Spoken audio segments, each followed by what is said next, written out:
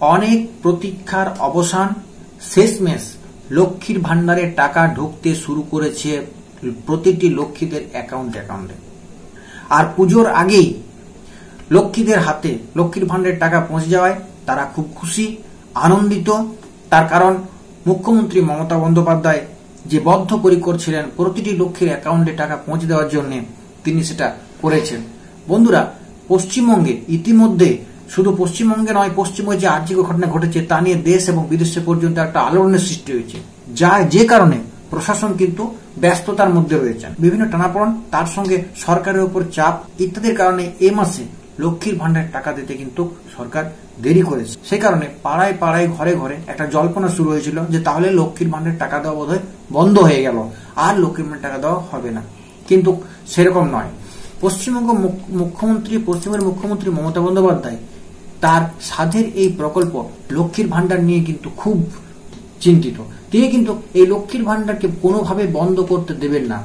কিছুটা অসুবিধা হলেও প্রতি মাসে কিন্তু তিনি 2 তারিখের মধ্যে টাকা কিন্তু লক্ষ্মীদের অ্যাকাউন্টে পৌঁছে দেন। কিন্তু এই মাসে একটু দেরি হলেও শেষমেশ কিন্তু সরকার টাকা ছেড়ে দিয়েছেন।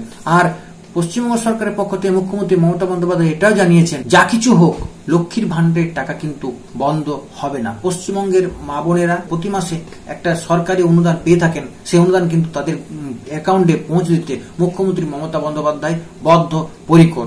তাই হাঁপ ছেড়ে বেঁচেছেন পশ্চিমবঙ্গের লক্ষ্মীরা এবং আজ তারা স্বস্তির নিঃশ্বাস ফেলছেন।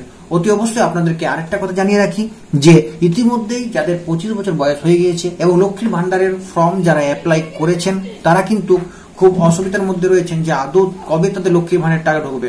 বলে রাখি, আপনাদের লক্ষ্মীর ভান্ডারের যে ফর্ম তা এখনো পর্যন্ত বিডিও অফিসে ভেরিফিকেশনের জন্য পড়ে রয়েছে। প্রশাসনিক কাজকর্ম প্রচুর থাকার জন্য সেই ফর্ম এখনো পর্যন্ত ভেরিফিকেশন হয়নি।